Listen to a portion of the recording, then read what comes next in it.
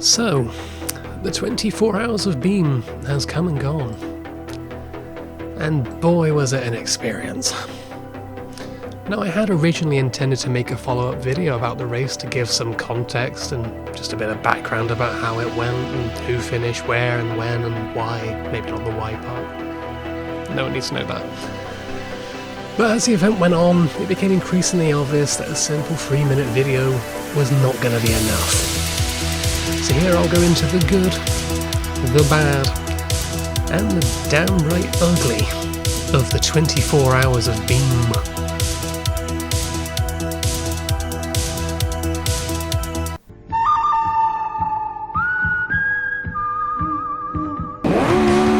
So, starting off with the good parts, and let's be honest, a lot of the event was good. Considering this is the first event of its kind to be done in BeamNG, went about as smoothly as you could expect. Everyone showed up, mostly everyone drove sensibly, and we all had a good race, except for maybe I'd say 2 people, 2 or 3 people, possibly. For a personal point of view, my first stream on YouTube, I've also then found out that I sound like Fail Race, which is a revelation, let's put it that way. But at least I keep my cars on 4 wheels. Everyone's cars seemed to be built for the job. There was no one who was obviously so far off the pace that they were going to be a mobile chicane. Pastel Maldonado moment. And for the most part, the racing was actually decent. You could actually have wheel-to-wheel battles with some people, even if there was a little bit of argy-bargy. Our team's cars, the Team Ruben cars, the LMH car was very much on the pace, setting a fastest lap of the event with a 3:16 thanks to gears. Our LMP2 car was maybe not the quickest, but it was very consistent once you got into the rhythm of it. Personally, I managed to do a 4-hour stint without having an accident, which, considering this is BeamNG, is borderline miraculous. Then we got the Filman team. His LMH car, again, very consistent, very fast. Better braking than ours, so they had the edge on us, but maybe not quite the 1 lap pace of our car. Their LMP2 car, much the same, better braking, better out of the corner speed, but again, consistent. And the Muye cars we won't talk about just yet, because reasons that will come very obvious later.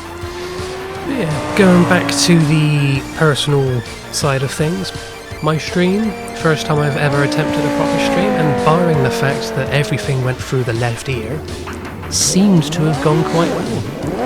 Had quite a few of you guys sat there watching it for God knows what reason, apart from having nothing else to do.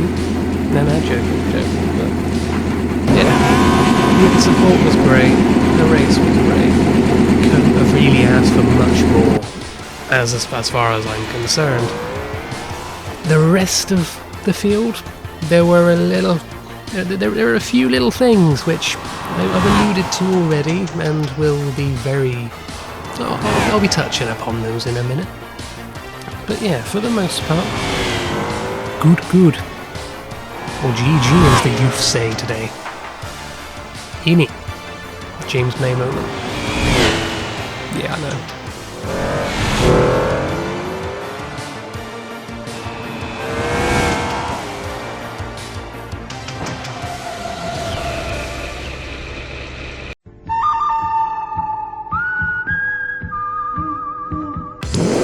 So, moving on to the slightly negative parts of the event.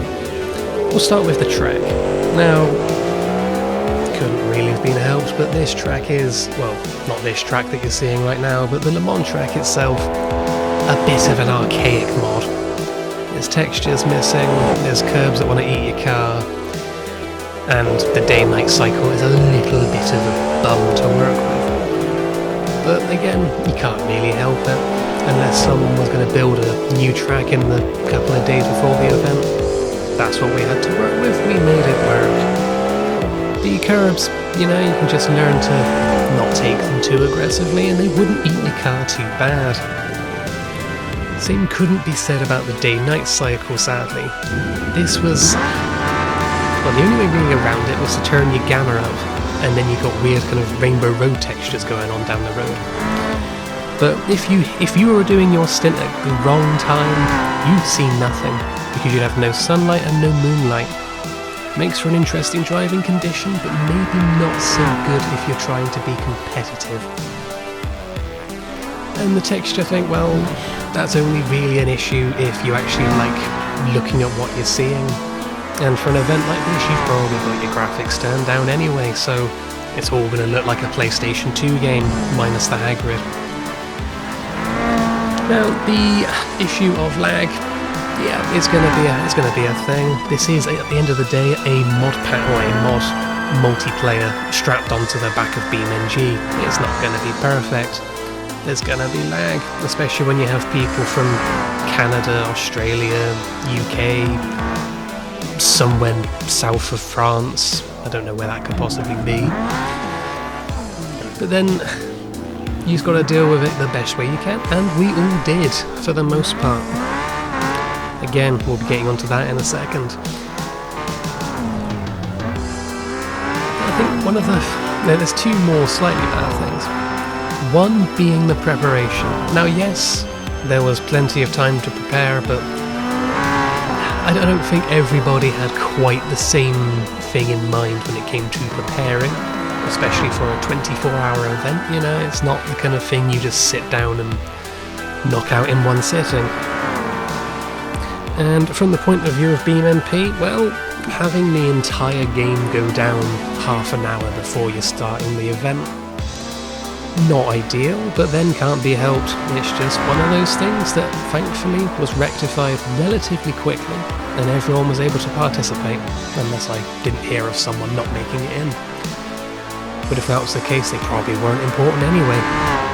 Oh no! Anyway.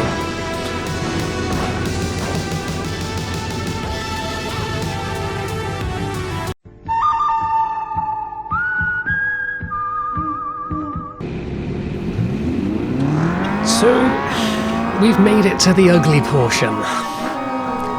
And as you can probably tell by the clown music, yeah, there's a few things that did not go how you'd expect from a semi-professional event. And most notably, it's all, well, I don't want to put all the blame on Mouillet's team, but there is a lot of Mouillet's team in this. We have two cars that were, let's say, borderline illegal with their particulate smoke display that they liked to use. You had one car whose textures were just not showing up for everyone because of some shenanigans in the coding. You had people not doing their pit stops for the correct timing. You also had people just not pitting whatsoever. Casually taking out your own teammates, not something I'd recommend, but apparently for this team that's just something you do on a daily basis. And then laugh about it and use slurs in the chat. Questionable behaviour. Apparently another thing that you're supposed to do with this team is you're supposed to bring people in who are homophobic, transphobic, and just many phobics. They'll just spout slurs for no obvious reason. And then if you try to show them that they're wrong, they'll just post some random meme that they found on Twitter. Because that's the generation we live in now, apparently. Yeah. But that's not the limit of the clowning in this event. There's also corner cutting without actually taking any penalty. There is randomly skipping the pit lane so you can get a shorter pit lane time. There's also speeding in the pit lane, which, yeah, that's obviously allowed for reasons. And one of the best things I possibly saw all weekend was a driver swap happening down the back straight, because that's realistic.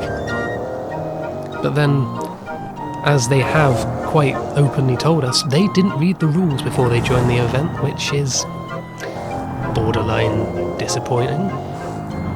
But maybe to be expected when you take into account who you're dealing with in this scenario. Now obviously, I don't want to spend this whole portion just bashing Mouillet and his minions, because for the most part, they're not terrible. But if you want to bring in people to represent you in such an event like this, you don't want the ones who are going to make you out to be the scum of the earth. Because that just doesn't look good on you. Unless that's what you want. And I missed that memo. Now, this is not to say that Mouillet's team was the only one to be problematic during the weekend. There were occasions where there were tangles with other teams and words were said that people may regret, but they never quite went as far as using slurs. And everybody apologised and everybody shook hands and made up. Except for the Mouillet team, who I'm pretty sure no one wants to work with anymore. Well, not in a group event anyway. But at this point I appear to be rambling. Because I could just go on for days and days, but this is only a 3-minute segment. And I don't want to talk about Mouillet for 6 minutes. What happened if this caught on fire? That would be an interesting thing to happen. Oh wow, it's almost like I planned that. Yeah. Can you move it along? I'm all out of time, Carl. So, all in all, the event, a success. Were there things to be learned from this? Of course. It's the first time this sort of event's ever been ran. It's not going to go perfect, like straight off the bat. And are there definitely things that we will not be doing again? Well, if we can avoid them, yes. The running order in the end, well, Philman's team did a clean sweep. Ran off with the LMH and the LMP2 spoils, which, considering everything going on, was not really a surprise in the end. The Mouillet team would take a second place, but considering the mountain of penalty points they probably have, they're probably they're probably finishing the race somewhere in Monza, let alone in France itself. Which means that the Ruben team would take the second place in both categories, which, small victories, we can't complain. Did the whole 24 hours without no one breaking down or anyone murdering their teammate, so can't really go wrong there. Also, yes, I somehow managed to get footage of my camera car, which I didn't expect to happen. But yes, that is Jeff, or the Hammerhead I Eagle Thrust. Cultured people know where that's from. But moving forward, there will be more streams on this channel. There will be more stuff with my voice, so if you like Fell Racer's voice, you'll probably like mine, apparently, as I was told by like 4 or 5 people. And yeah, essentially, if you like this content, slap the like, click the subscribe, and I'll see you when I see you. Although I can't see you, because obviously, this is a one-way camera thing. This doesn't make any sense now.